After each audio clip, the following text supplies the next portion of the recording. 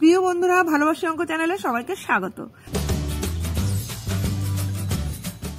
আজ আমরা নবম শ্রেণী গণিত অধ্যায় 9 কোষে দেখি 9 পার্ট 2 করব। তোমাদের বইতে দেখো 131 পৃষ্ঠাতে রয়েছে কোষে দেখি 9। পার্ট 1 আমরা 1 আর 2 এই দুটো প্রশ্ন সলভ করেছিলাম। এখন আমরা 3, 4, 5 এই তিনটি প্রশ্ন সলভ করব। তো যারা আমার ক্লাসে আজ নতুন জয়েন করেছো তারা আগের ক্লাসগুলি ডেসক্রিপশন বক্সে দেওয়া প্লেলিস্টের লিংক থেকে দেখে নিও। আর পরবর্তী ক্লাসগুলি কন্টিনিউ করার জন্য অবশ্যই চ্যানেলটিকে সাবস্ক্রাইব করে নিও। শুরু করছি 3 নম্বর।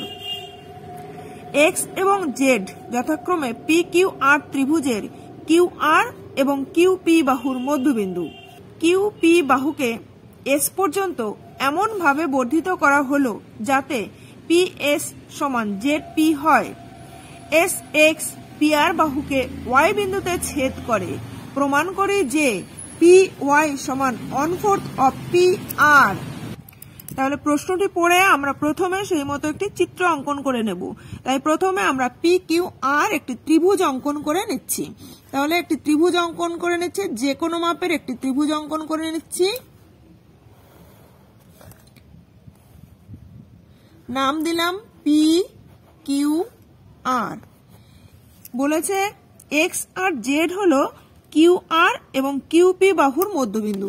তাহলে কিউ আর বাহুর মধ্যবিন্দু হচ্ছে এক্স এবং কিউ পি বাহুর মধ্যবিন্দু হলো জেড।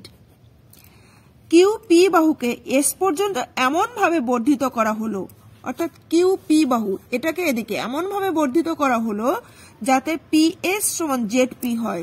অর্থাৎ জেড পি বলতে এইটুকু যে দূরত্ব, এইদিকে আমরা বাড়িয়ে দিচ্ছি এস পর্যন্ত, যাতে পি জেড আর পি এস এই দুটো সমান হয়। অর্থাৎ এই পর্যন্ত বাড়িয়ে দিলাম, এখানে নাম দিলাম S. S x P R বাহুকে Y বিন্দুতে ছেদ করবে। তাহলে এস এক্স যুক্ত করে দিচ্ছি, যুক্ত করে দিলাম। এটা পি আর কে ওয়াই বিন্দুতে ছেদ করলো। প্রমাণ করি যে পি ওয়াই সমান 1/4 অফ পি আর। অর্থাৎ এই পি ওয়াই সমান পি আর এর 4 ভাগের 1 ভাগ। এটা আমাদের প্রমাণ করতে হবে। তাহলে আমরা ছবিটি এঁকে নিয়েছি, সেই মতো এখানে আমরা প্রদত্ত লিখে নেব। প্রদত্ত, এখানে পি কিউ আর যে কোনো একটি ত্রিভুজ যার কিউ আর এবং কিউ পি বাহুর মধ্যবিন্দু যথাক্রমে এক্স আর জেড, সেটা আমরা লিখে নিচ্ছি। পি ত্রিভুজ পি কিউ আর এর কিউ আর এবং কিউ পি বাহুর মধ্যবিন্দু যথাক্রমে এক্স এবং জেড, এক্স ও জেড। এবার কিউপি কে এমন ভাবে বর্ধিত করা হলো, কিউপি বাহুকে এমন ভাবে বর্ধিত করা হলো যাতে পি জেড সমান পি এস হয় বা পি এস সমান জেড পি হয়। তারপরে এস এক্স কে যুক্ত করা হয়েছে, যেটা পি আর বাহুকে ওয়াই বিন্দুতে ছেদ করেছে। এস এক্স যুক্ত করা হলো, এস ও এক্স যুক্ত করা হলো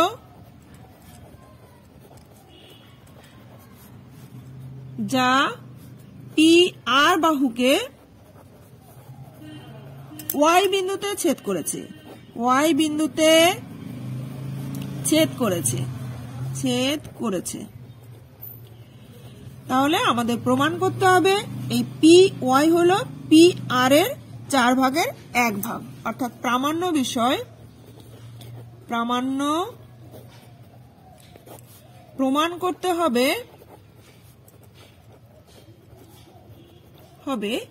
পি ওয়াই সমান 1/4 অফ পি আর। এটা আমাদের প্রমাণ করতে হবে। এর জন্য আমরা একটু অঙ্কন করে নিচ্ছি। এখানে এক্স জেড যুক্ত করে নিচ্ছি, এক্স জেড যুক্ত করে নিলাম। তাহলে অঙ্কন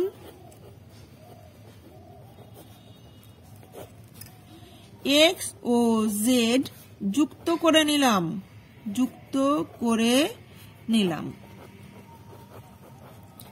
এবার চলে আসছে আমরা প্রমাণে। প্রমাণ দেখো, তোমাদের বোঝানোর সুবিধার্থে আমি আরেকবার ছবিটি এঁকে নিয়েছি। এখানে কিউ আর আর কিউ পি এই দুটো বাহুর মধ্যবিন্দু হচ্ছে এক্স আর জেড, অর্থাৎ পি কিউ আর এই ত্রিভুজের দুটি বাহুর মধ্যবিন্দু সংযোজক সরলরেখা আমরা জানি তৃতীয় বাহুর সমান্তরাল ও অর্ধেক হয়। অর্থাৎ আমরা বলতে পারবো এক্স জেড হচ্ছে পি আর এর সমান্তরাল এবং অর্ধেক। তাহলে সেটা আমরা প্রথমে লিখছি, ত্রিভুজ পি কিউ আর এর Q R O Q P বাহুর মধ্যবিন্দু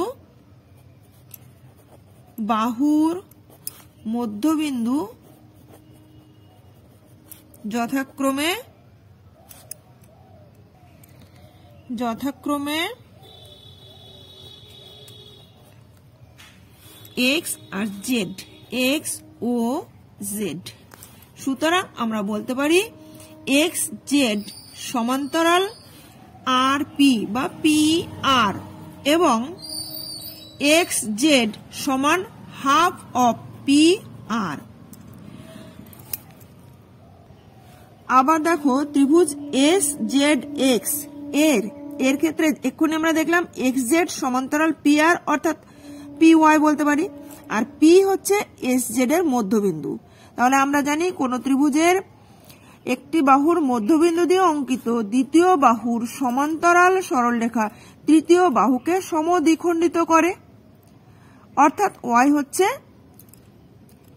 এস এক্স এর মধ্যবিন্দু। আবার তাহলে আমরা লিখে নেব, আবার ত্রিভুজ এস এস এক্স জেড এর ক্ষেত্রে পি হলো এস জেড এর মধ্যবিন্দু। আর আমরা এক্ষুনি দেখেছি এক্স জেড হচ্ছে পি আর এর সমান্তরাল সরলরেখা, এক্স জেড সমান্তরাল পি আর। তাহলে আমরা লিখতে পারি এবং এক্স জেড সমান্তরাল পি ওয়াই, অতএব ওয়াই হলো এস এক্স এর মধ্যবিন্দু। তাহলে আমরা দেখলাম পি হচ্ছে এস জেড এর মধ্যবিন্দু আর ওয়াই হচ্ছে এস এক্স এর মধ্যবিন্দু। তাহলে এই পি ওয়াই হবে এক্স জেড এর অর্ধেক, অর্থাৎ আমরা লিখতে পারি সুতরাং পি ওয়াই সমান হাফ অফ এক্স জেড সমান হাফ অফ এক্স জেড এর জায়গায় আমরা লিখে দিচ্ছি হাফ অফ পি আর। তাহলে এখানে লিখছি into half of P R, ব্র্যাকেটে লিখে দিলাম যেহেতু এক্স জেড সমান হাফ অফ পি আর, অতএব 1/4 অফ পি আর। এটাই আমাদের প্রামাণ্য বিষয় ছিল, পি ওয়াই সমান 1/4 অফ পি আর প্রমাণিত হলো।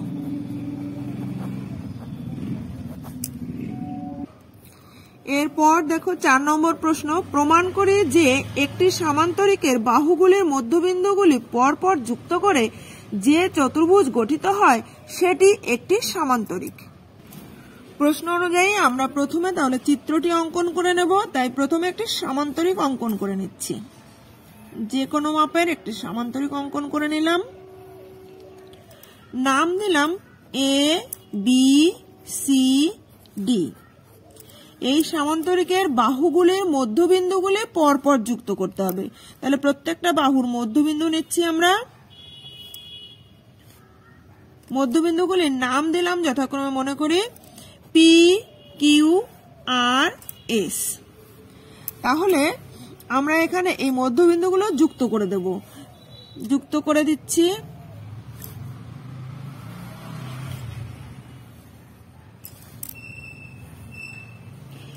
এবার যে চতুর্ভুজটি পেলাম অর্থাৎ পি কিউ আর এস, এই যে চতুর্ভুজটি পেলাম এই চতুর্ভুজটিও একটি সামান্তরিক হবে, সেটা আমাদের প্রমাণ করতে হবে। তাহলে প্রথমে আমরা প্রদত্ত লিখে নিচ্ছি,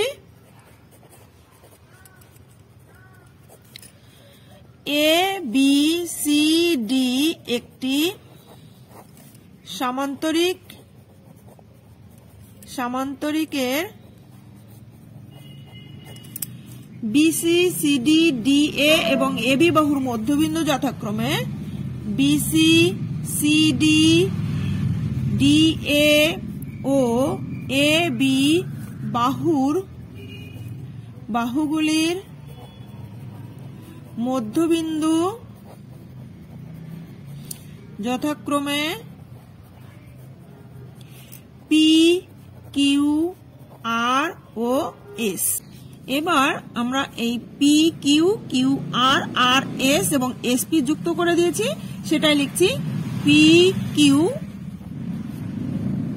কিউ আর আর এস ও এসপি যুক্ত করে দিলাম। এর ফলে কি হলো, পি কিউ আর এস একটি চতুর্ভুজ গঠিত হলো। সুতরাং পি কিউ আর এস একটি চতুর্ভুজ গঠিত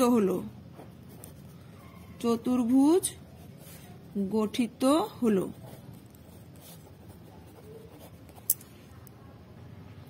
এবার আমাদের প্রমাণ করতে হবে যেটা প্রামাণ্য। তাহলে প্রামাণ্যতে আমরা লিখব পি কিউ আর এস চতুর্ভুজটি একটি সামান্তরিক হবে, এটা আমাদের প্রামাণ্য বিষয়। এর জন্য আমরা একটু অঙ্কন করে নিচ্ছি। প্রথমে এসি কর্ণ টেনে নিচ্ছি। তাহলে অঙ্কনে লিখছি, অঙ্কন এসি কর্ণ টেনে নিলাম।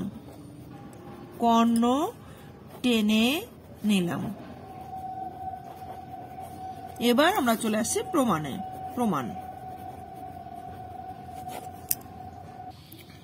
প্রথমে দেখো, ত্রিভুজ এ বি সি এর এবি বাহুর মধ্যবিন্দু এস এবং বিসি বাহুর মধ্যবিন্দু পি। তাহলে আমরা বলতে পারি এসপি সমান্তরাল এসি। তাহলে লিখছি ত্রিভুজ এ বি সি এর এবি ও বিসি বাহুর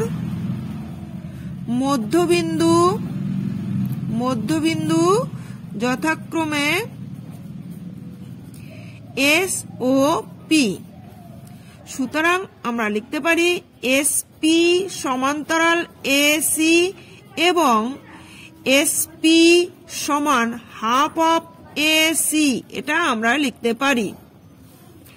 আবার ঠিক একইভাবে ত্রিভুজ এসিডি এর এডি বাহুর মধ্যবিন্দু আর এবং ডিসি বাহুর মধ্যবিন্দু Q.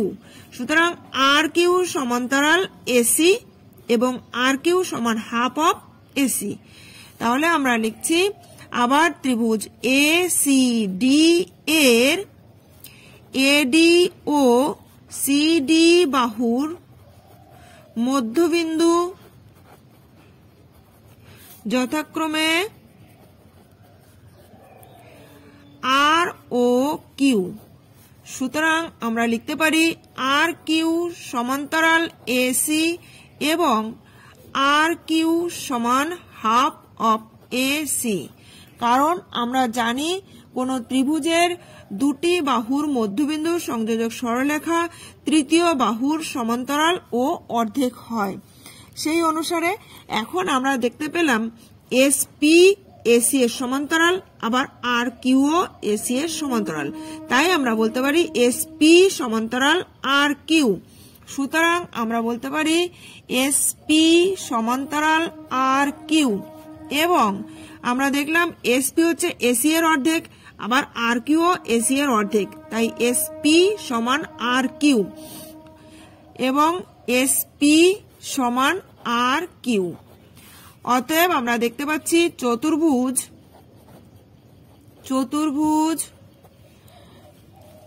P Q R S এর এসপি সমান্তরাল আর কিউ এবং এসপি সমান আর কিউ এক জোড়া বিপরীত বাহু সমান ও সমান্তরাল, তাই চতুর্ভুজটি একটি সামান্তরিক হবে। তাহলে আমরা বলতে পারি সুতরাং পি কিউ আর এস চতুর্ভুজটি একটি সামান্তরিক।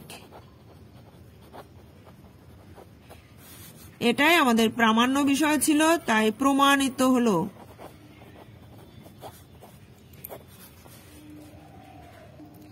এরপরে 5 নম্বর প্রশ্ন দেখো, প্রমাণ করি যে একটি আয়তাকার চিত্রের বাহুগুলির মধ্যবিন্দুগুলি পর পর যুক্ত করে যে চতুর্ভুজটি গঠিত হয় সেটি একটি রম্বস কিন্তু বর্গাকার চিত্র নয়।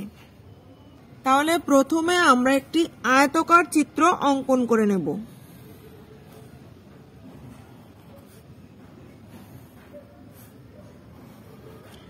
একটি আয়তাকার চিত্র অঙ্কন করে নিলাম, নাম দিলাম এ বি সি ডি।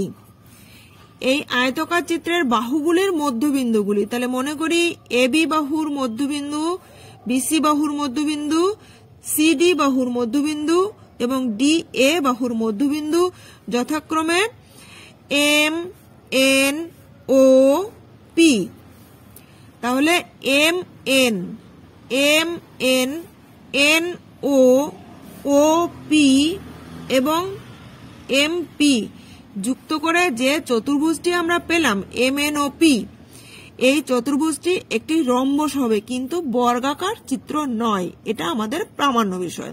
তাহলে আমরা প্রথমে প্রদত্ত লিখছি। প্রদত্ত এ বি সি ডি আয়তাকার চিত্রের এ বি বিসি সিডি ও ডি এ বাহুর মধ্যবিন্দুগুলি যথাক্রমে এম এন ও এবং পি। এখন এম এন ও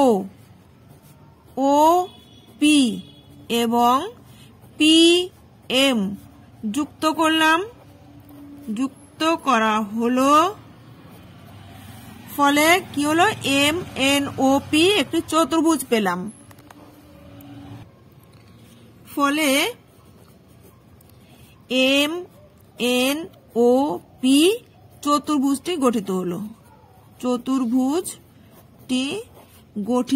হলো। গঠিত হলো। আমাদের প্রমাণ করতে হবে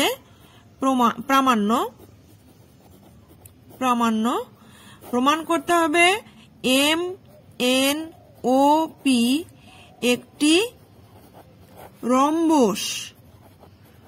রম্বস বর্গাকার চিত্র নয়। রম্বস কিন্তু বর্গাকার চিত্র নয়।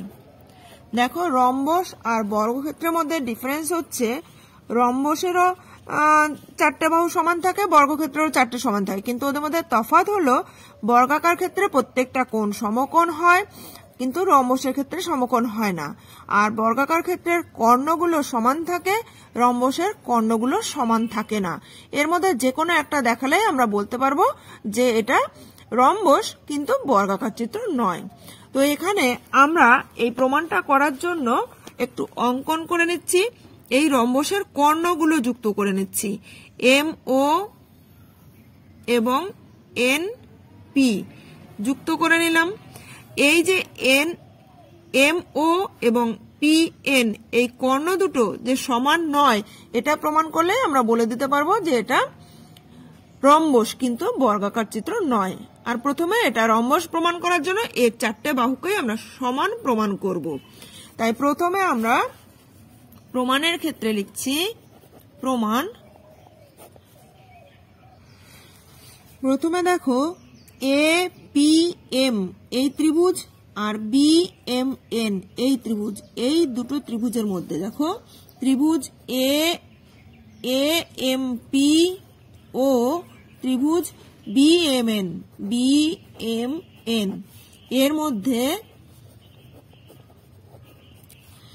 আমরা জানি আয়তক্ষেত্রের কোণগুলো সমকোণ হয়, ফলে এ বি সি ডি আয়তক্ষেত্রের বি কোণ সমকোণ, এ কোণ সমকোণ।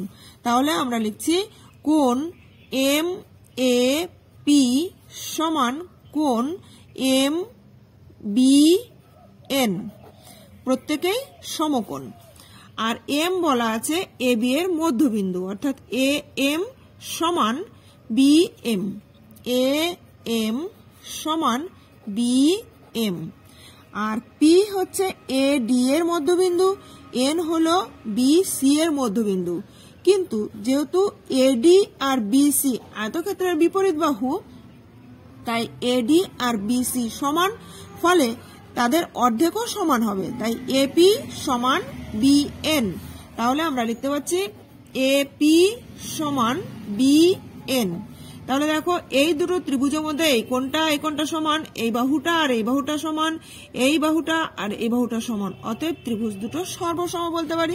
সুতরাং আমরা লিখছি ত্রিভুজ এ এম পি সর্বসম ত্রিভুজ বি এম এন। তাহলে আমরা বলতে পারছি সর্বসম ত্রিভুজের অনুরূপ বাহু এম পি সমান এম এন, অতএব আমরা বলছি এম পি সমান এম এন। সর্বসম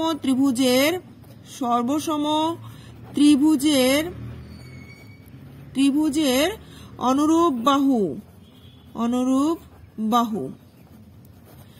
অনুরূপভাবে আমরা এবার এখানে এই দুটো ত্রিভুজকেও সর্বসম প্রমাণ করতে পারি যে পি ও সমান এন ও।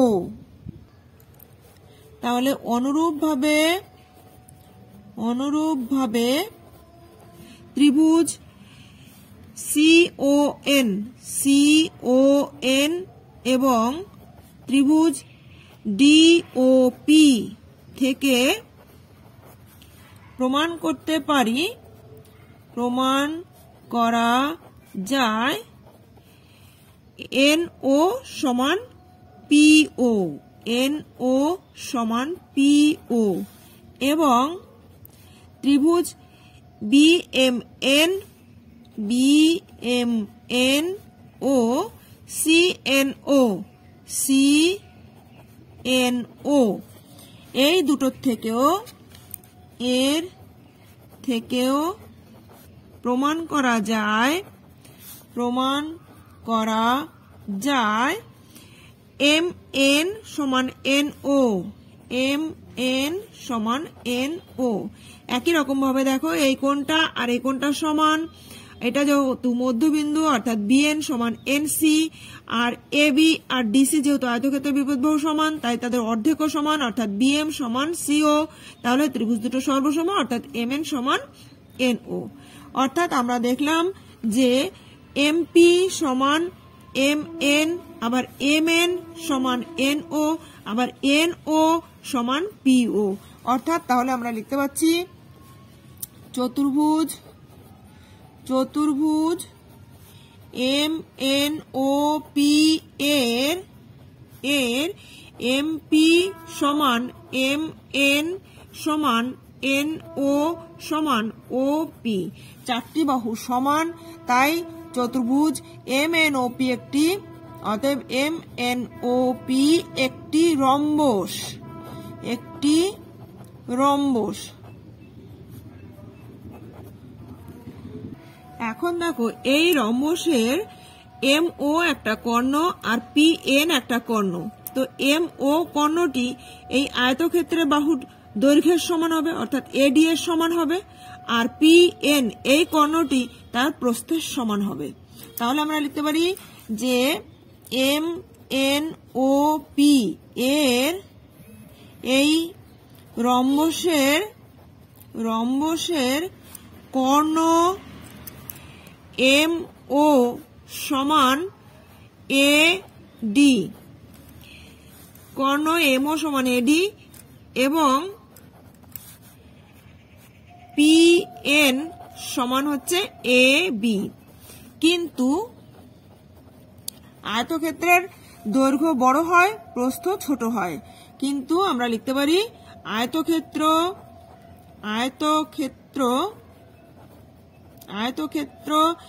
ABCD এর AD is greater than AB, সুতরাং আমরা লিখতে পারি MO is greater than PN।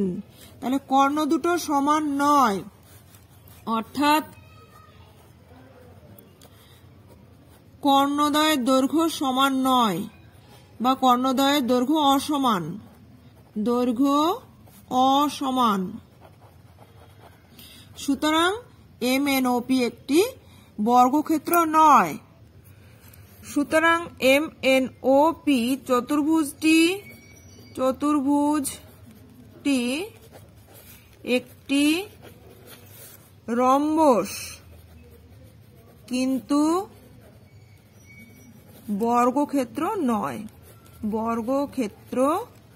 নয়। এটাই আমাদের প্রামাণ্য বিষয় ছিল, অর্থাৎ উপপাদ্যটি প্রমাণিত হলো। আজ তাহলে এ পর্যন্তই রইল। এর পরের ক্লাসে আমরা পরবর্তী প্রশ্নগুলো সলভ করব। তো পরবর্তী ক্লাসগুলি কন্টিনিউ করার জন্য এখনো যারা চ্যানেলটিকে সাবস্ক্রাইব করনি তারা অবশ্যই চ্যানেলটিকে সাবস্ক্রাইব করে নিও, পাশে থাকা বেল আইকনের অল বাটনটি প্রেস করে দিও, যাতে আমি ভিডিও আপলোড করার সঙ্গে সঙ্গে তোমাদের কাছে নোটিফিকেশন পৌঁছে যায়। ভালো লাগলে একটা লাইক করে দিও, বন্ধুদের মধ্যে বেশি বেশি করে শেয়ার করে দিও। কোথাও বুঝতে অসুবিধা হলে বা ভিডিওটি কেমন লাগলো কমেন্ট করে জানিও।